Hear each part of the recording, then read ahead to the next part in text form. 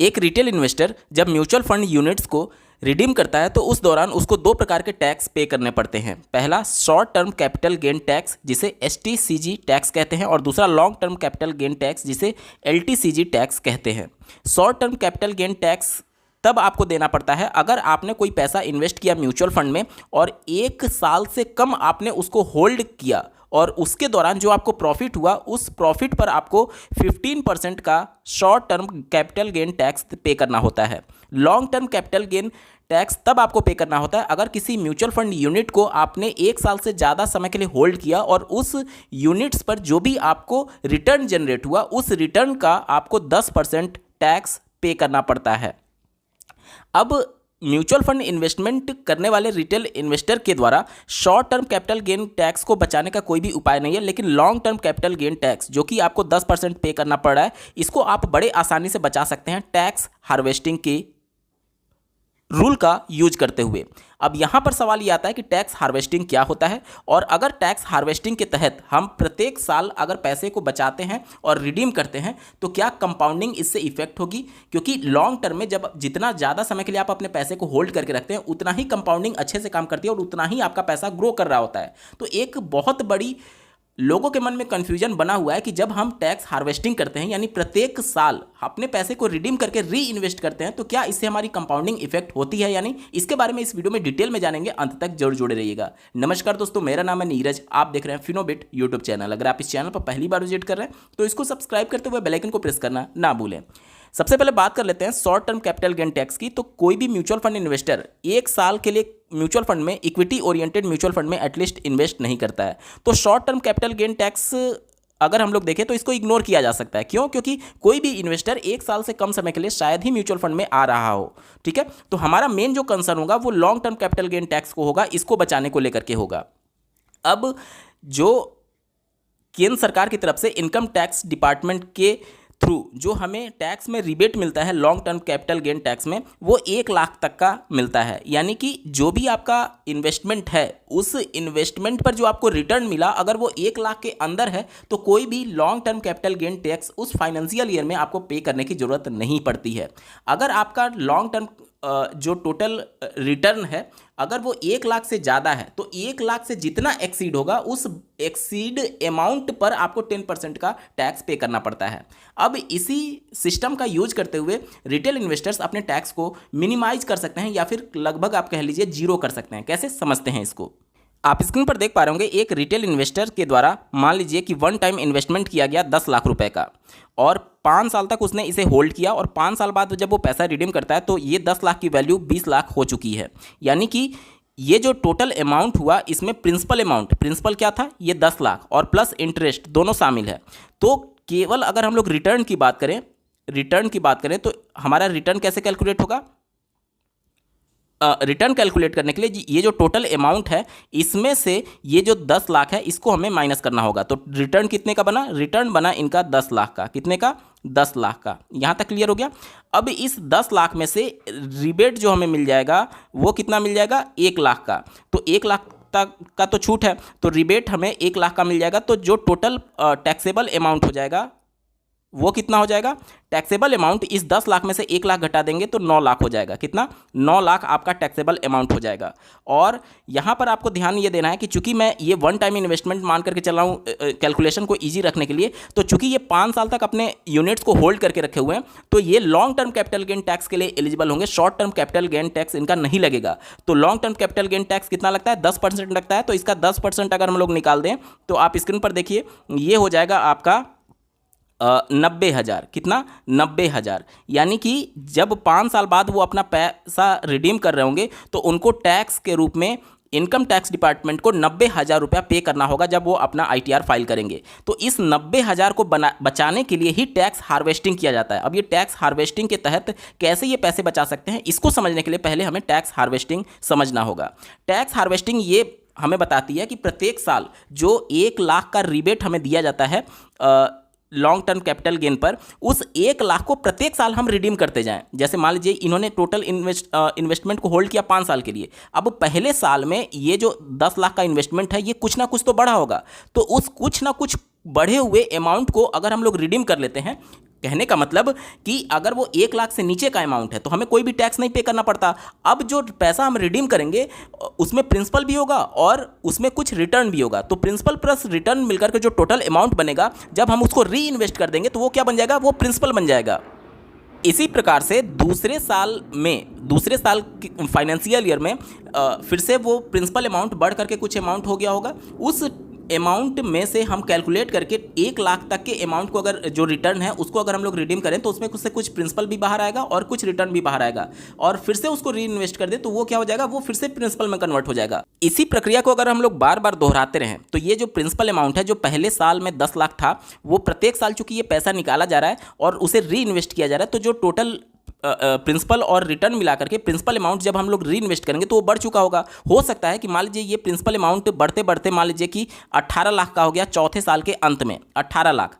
अब जब अंतिम साल में जब वो अपने पैसे को रिडीम करने जाएंगे, ध्यान से सुनिएगा, अंतिम साल में जब वो पैसे को रिडीम करने जाएंगे तो अगर वो पैसा 20 लाख मान लीजिए हो रहा है तो 20 लाख टोटल अमाउंट है, उसमें से 18 लाख घटाएंगे तो अब उनका जो टोटल अमाउंट बना वो कितना बना, 2 लाख बना रिटर्न का, और इसमें से 1 लाख उनको रिबेट मिल जाएगा। तो टोटल टैक्सेबल अमाउंट जो होगा वो केवल 1 लाख होगा, और इस 1 लाख पर 10% उन्हें देना होगा, यानी 10,000 ही केवल उन्हें पे करना होगा टैक्स के रूप में। और अगर आप टैक्स हार्वेस्टिंग नहीं करते हैं तो आपको 90,000 पे करना पड़ रहा है 5 साल के अंत में। तो इस तरीके से टैक्स हार्वेस्टिंग का यूज करते हुए आप अपने टैक्स को मिनिमाइज कर सकते हैं, और अगर आपका अमाउंट कम है तो उसको आप 0 तक भी कर सकते हैं। तो टैक्स हार्वेस्टिंग बहुत अच्छा उपाय है, आप अपना टैक्स बचा सकते हैं। अगर मान लीजिए कि यही अमाउंट, अभी मैं छोटा अमाउंट लेकर के चल रहा हूँ 10 लाख, अगर मान लीजिए कि आप लंबे समय तक पीरियड तक होल्ड करके रखें और आपका कॉर्पस 1 करोड़ हो गया, और 1 करोड़ को जब आप रिडीम करने जाएंगे तो 1 करोड़ का 10% यानी 10 लाख आपको टैक्स पे करना पड़ जाएगा। इसलिए ज़रूरी यह है कि प्रत्येक फाइनेंशियल ईयर में आप कुछ ना कुछ अमाउंट निकालते रहिए इस रिबेट को ध्यान में रखते हुए, ताकि आपको टैक्स भी ना देना पड़े और आपका जो अमाउंट बढ़ता जा रहा है, रिटर्न जो बढ़ता जा रहा है, वो प्रिंसिपल में धीरे धीरे कन्वर्ट होता चला जाए। और जब आप फाइनल निकालेंगे, जब आपका टोटल कॉर्पस हो जाएगा, जब आप पूरा पैसा निकाल रहे होंगे, तो उस समय आपका प्रिंसिपल अमाउंट 10 लाख से बढ़ करके कहीं ज़्यादा हो चुका होगा, और इस प्रिंसिपल को अब टोटल रिटर्न में से घटाएंगे तो आपका जो टैक्सेबल अमाउंट आएगा वो काफ़ी कम आएगा, और उसी पर आपको टैक्स पे करना पड़ेगा। ठीक है, यहाँ तक चीज़ें बिल्कुल तस्वीर साफ हो गई। चलिए अब आते हैं मेन प्रश्न पर कि ये चीज़ें तो चलिए समझ में आ गया कि हम प्रत्येक साल इस प्रकार से टैक्स को बचा सकते हैं, लेकिन जब हम पैसे को निकाल रहे हैं तो हमारा कंपाउंडिंग भी तो इससे इफेक्ट हो रहा है। क्या हमारा कंपाउंडिंग एक तरीके से जो कॉर्पस हम जनरेट कर पाते हैं लंबे समय तक होल्ड करके, क्या उसे जनरेट कर पाएंगे? चलिए इसको मैथमेटिकल कैलकुलेशन के माध्यम से, प्रैक्टिकल एग्जाम्पल के माध्यम से समझने की कोशिश करते हैं। दोस्तों, एक रिटेल इन्वेस्टर के द्वारा आईसीआईसीआई प्रूडेंशियल ब्लू चिप, जो कि लार्ज कैप कैटेगरी का फंड है, इसमें इनका इन्वेस्टमेंट है, और इनके इन्वेस्टमेंट को आधार बनाते हुए हम लोग समझेंगे कि अगर टैक्स हार्वेस्टिंग किया जाता है तो क्या इसका इम्पैक्ट कंपाउंडिंग पर पड़ेगा या नहीं। आप स्क्रीन पर देख पा रहे होंगे, इस म्यूचुअल फंड में एक रिटेल इन्वेस्टर की एसआईपी चल रही है, और ये एसआईपी 16 जून 2022 से इन्होंने स्टार्ट किया है, और ये 500 की एसआईपी इस म्यूचुअल फंड में कर रहे हैं। अब प्रत्येक मंथ जब इनका इंस्टॉलमेंट पे होता है तो प्रत्येक मंथ का जो एनएवी होगा उसके हिसाब से टोटल ये जो अमाउंट पे कर रहे हैं एसआईपी के इंस्टॉलमेंट का, इसमें डिवाइड करके जो यूनिट्स होता है वो अलॉट कर दिया जाता है। इसी प्रकार से आप देखिए 11 जुलाई 2022 को फिर एनएवी जो था वो बढ़ करके 66.5 रुपया हो गया, और इस टोटल इन्वेस्टमेंट इंस्टॉलमेंट में इससे डिवाइड करके जो इनको यूनिट अलॉट हुआ वो 7.518 हुआ। ठीक है, अब यहाँ पर जो इनका इन्वेस्टमेंट स्टार्ट हुआ था 16 जून 2022 को स्टार्ट हुआ था। हम लोग कैलकुलेट करेंगे 1 जनवरी 2024 को कि अगर ये पैसे को रिडीम करते हैं और फिर उसको री इन्वेस्ट करते हैं, यानी टैक्स हार्वेस्टिंग का लाभ लेना चाहते हैं, तो उस दौरान क्या कंपाउंडिंग इफेक्ट होगी या नहीं। यहाँ पर आपको एक और बात समझनी बेहद जरूरी है, जो मैं थ्रेशोल्ड डेट लेकर के चल रहा हूँ 1 जनवरी 2024, तो 1 जनवरी 2024 से 1 साल पहले तक का इंस्टॉलमेंट को 1 साल कंप्लीट हुआ होगा, यानी 1 जनवरी 2023 तक का जो इनका एसआईपी का इंस्टॉलमेंट पे होगा उसे ही हमें केवल कैलकुलेट करना होगा। क्यों?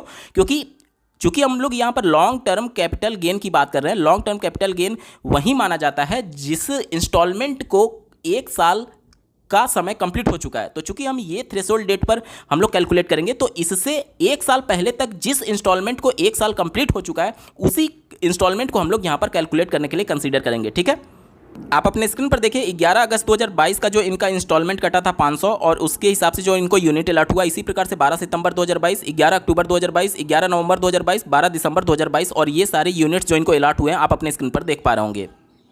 इसी प्रकार से कटते कटते ये इंस्टॉलमेंट आप देख पा रहे होंगे 11 जनवरी 2023 का कटा है 500 रुपया, और इस दिन का जो एनएवी था 75.07 और उसके हिसाब से 6.66 यूनिट्स इनको अलॉट हुआ है। ठीक है, अब यहाँ पर 11 जनवरी 2024 को अगर हम लोग पैसे रिडीम करते हैं तो इससे पहले 2023 तक 11 जनवरी के 2023 तक जो भी इंस्टॉलमेंट इनका कटा है उनको 1 साल से ज़्यादा का समय हो चुका है, यानी कि उस पर अब long term capital gain tax लगेगा, उस पर short term capital gain tax नहीं लगेगा। ठीक है, और यहाँ पर मैं 11 जनवरी 2024 की डेट क्यों दिखा रहा हूँ, क्योंकि जब पैसे रिडीम किए जाएंगे इस दिन तो उस दिन का जो एनएवी होगा 97.12 उसके हिसाब से उनके बैंक अकाउंट में पैसे क्रेडिट किए जाएंगे।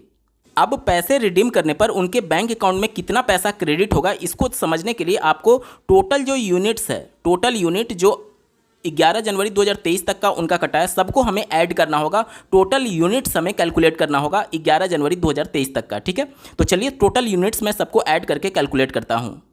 11 जनवरी 2023 तक सभी यूनिट्स को अगर मैं ऐड कर देता हूं तो टोटल यूनिट्स की जो संख्या आती है वो आती है 55.856, यानी कि टोटल इनका इन्वेस्टमेंट के बाद से जो हर एक महीने इनको यूनिट अलॉट हो रहा था, टोटल यूनिट्स की संख्या इतनी हो जाएगी 55.856। ठीक है, अब जब 11 जनवरी 2024 को इनके द्वारा रिडेम्पशन का ऑर्डर डाला जाएगा तो इस एनएवी के रेट के हिसाब से इनमें मल्टीप्लाई कर दिया जाएगा टोटल नंबर ऑफ यूनिट्स 55.856। ठीक है, तो इसमें मैं मल्टीप्लाई कर देता हूं तो यहाँ पर इसका एनएवी था 97.12, तो टोटल जो वैल्यू आ जाएगी वो आ जाएगी 5424 रुपया और 734 आ जाएगा, यहाँ पर इतना रुपया आ जाएगा। ठीक है, और टोटल इनका इन्वेस्टमेंट अगर देखा जाए तो कितना हुआ, जो टोटल महीने इन्होंने इंस्टॉलमेंट पे किया वो 8 महीने का किया और प्रत्येक महीने इनका 500 का एसआईपी जा रहा है, यानी टोटल जो इनका इन्वेस्टमेंट हो गया वो कितना हो गया 4000 रुपया होगा,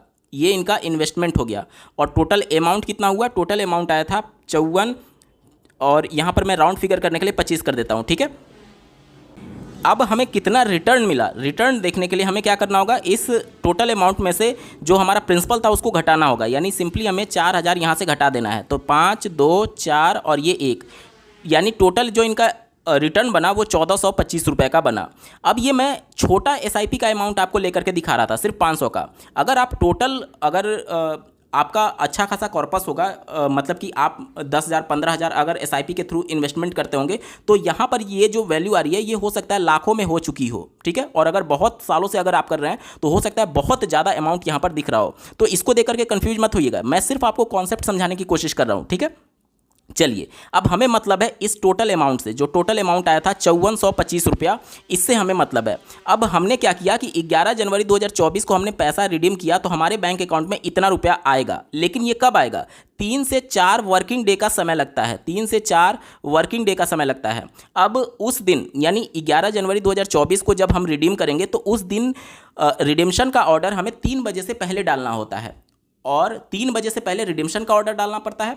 और अगर आप सेम डे का एनएवी चाहते हैं तो उसी दिन प्रत्येक प्लेटफॉर्म का अलग अलग थ्रेशोल्ड टाइम बना हुआ है, तो अगर आप 12 बजे से पहले अपना ऑर्डर प्लेस कर देते हैं तो उस सेम डे का एनएवी आपको मिल जाता है, यानी कि आपको पैसा 11 जनवरी को आप रिडीम करेंगे तो आपको पैसा 3 दिन बाद यानी कि 14 जनवरी को मिलने की संभावना रहेगी, लेकिन आपको सेम डे का एनएवी चाहिए, तभी आपको कंपाउंडिंग यहाँ पर इफेक्टिवली काम करेगी। तो आपके मन में सवाल आएगा कि हमारे पास जितना पैसा हम रिडीम कर रहे हैं जब वो 3 दिन बाद आएगा तो हम उसी दिन कैसे इन्वेस्ट करेंगे। तो यहाँ पर आपको समझना ये है, म्यूचुअल फंड इन्वेस्टमेंट जो होता है वो बहुत ही एक तरीके से आपको प्लानिंग के तहत करनी होती है। आपके पास इमरजेंसी फंड भी होना चाहिए, जो कि मेडिकल फंड हो गया, या फिर अगर आपकी जॉब अचानक से छूट गई तो आने वाले 6 महीने में आपके पास खर्च उठाने के लिए उतने पैसे हैं या नहीं, ये सारे इमरजेंसी फंड के तहत आप इस फंड को यूज कर सकते हैं उस सेम डे का एनएवी लेने के लिए जिस दिन आप पैसे को रिडीम कर रहे हैं, क्योंकि ये पैसा आपको आएगा 3 से 4 दिन बाद। तो जो पैसा आपको आएगा वो इमरजेंसी फंड में आप फिर रख सकते हैं, और जो इमरजेंसी फंड में पहले से आपका पैसा है उसको यूज कर सकते हैं यहाँ पर सेम डे का एनएवी लेने के लिए, यानी उसी दिन आप रिडीम भी करेंगे और उसी दिन आपको अपना पैसा इन्वेस्ट भी कर देना है, तभी आपको कंपाउंडिंग का लाभ मिलेगा। कैसे समझते हैं, जो हम रिडीम करेंगे 11 जनवरी 2024 को, उस दिन अगर हम लोग एनएवी देखें तो 97 रुपया 12 पैसा है, और हमारा जो वैल्यू निकल करके आ रहा था कितना आ रहा था 5425 रुपया। अगर 5425 रुपया सेम अमाउंट हम उसी दिन पैसा इन्वेस्ट कर देते हैं तो हमें कितना यूनिट अलॉट हो जाएगा। तो टोटल जो इन्वेस्टमेंट होगा उसमें एनएवी से हमें डिवाइड करना होगा। मैं यहाँ पर डिवाइड करके आपको दिखाता हूँ। देखिए 5425 डिवाइडेड बाई 9712, तो हमारा जो यूनिट आएगा वो लगभग 55.85 के करीब आएगा। और जो हमने रिडीम किया वो भी आपने देखा होगा कि वो लगभग 55 यूनिट्स के आसपास आ रहा था। तो इससे अब आपको क्लियर हो जाएगा कि जो पैसा हम रिडीम कर रहे हैं, ध्यान से सुनिएगा, जो पैसा रिडीम कर रहे हैं उतना ही पैसा अगर हम उसी दिन इन्वेस्ट भी कर दें तो इससे फ़ायदा ये होगा कि जितना यूनिट हमने रिडीम किया उतना ही यूनिट हमें फिर से अलॉट हो जाएगा। तो जब भी हम भविष्य में जाकर के पैसा रिडीम करेंगे तो पैसा रिडीम कैसे होता है, मतलब कि अमाउंट डिसाइड कैसे होता है, टोटल यूनिट और उस दिन का एनएवी। तो इससे आपकी कंपाउंडिंग एक तरीके से इफेक्ट नहीं करती है अगर आप हार्वेस्टिंग का यूज करते हैं तो, यानी कि जितना यूनिट आपने निकाला उतना सेम यूनिट आपको अलॉट हो जाएगा। अब आपके मन में प्रश्न आएगा कि मान लीजिए 11 जनवरी 2024 को हमने सुबह ही रिडीम्शन के लिए और ऑर्डर प्लेस कर दिया आपने इमरजेंसी फंड का यूज करते हुए फिर से यूनिट्स को बाई करने के लिए, लेकिन मान लीजिए उस दिन जो एनएवी है वो तो रात में तय होती है, उस दिन एनएवी घट गई या फिर बढ़ गई तो कैसे डिसाइड होगा। एनएवी का वैल्यू कुछ भी हो, घटे बढ़े, उससे कोई मतलब नहीं। जैसे मान लीजिए यहाँ पर 97 रुपया था, मान लीजिए ये एनएवी का घट करके 95 रुपया हो जाता, कितना हो जाता, 95 रुपया हो जाता। तो जो टोटल यूनिट था जो हम रिडीम कर रहे हैं, मान लीजिए 55 यूनिट टोटल यूनिट था, ठीक है, 55 टोटल यूनिट था और उसका एनएवी उस दिन घट करके 97 ना होकर के मान लीजिए 95 हो जाता। तो कैसे हम लोग कैलकुलेट करते हैं, 95 और मल्टीप्लाई बाई 55, तो कितना हो जाता, 95 और मल्टीप्लाई बाई 55, तो हमारा जो वैल्यू आता जो हमारे बैंक अकाउंट में वो 5225 रुपया आता। और सेम डे में इतना ही अमाउंट एक एजम्पशन के तहत, आप इमरजेंसी फंड के तहत हो सकता है 1000-2000 ऊपर नीचे हो जाए, इतना ही अमाउंट अगर उस दिन अगर आप इन्वेस्ट कर देते हैं तो 95 के हिसाब से अगर हम लोग इसको फिर से निकालें तो आपका जो यूनिट आ जाएगा वो 55 यूनिट आ जाएगा। कहने का मतलब ये है कि जितना आप जब रिडेम्पशन का ऑर्डर डालते हैं तो वहाँ पर एक एक्सपेक्टेड अमाउंट आपको दिखा दिया जाता है कि इतना रुपया लगभग आपका आ सकता है। अब एनएवी चूंकि रात में तय होगी, जब मार्केट क्लोज हो जाएगा तो हो सकता है 1 रुपये ऊपर नीचे हो सकता है, तो उसके रिगार्डिंग आप अपने इमरजेंसी फंड से 1000, 2000, 3000 बढ़ा करके अगर इन्वेस्ट कर देंगे तो सेम यूनिट्स आपको यहां पर एक तरीके से अलॉट हो जाएगा। और यूनिट्स का ही पूरा खेल है, जितना यूनिट आपका पहले बेचे हैं उतना ही यूनिट अगर आप खरीद लेते हैं तो उससे कंपाउंडिंग इफेक्ट नहीं करती है, भविष्य में जाकर के इसी यूनिट के हिसाब से आपका टोटल कॉर्पस डिसाइड हो रहा होता है।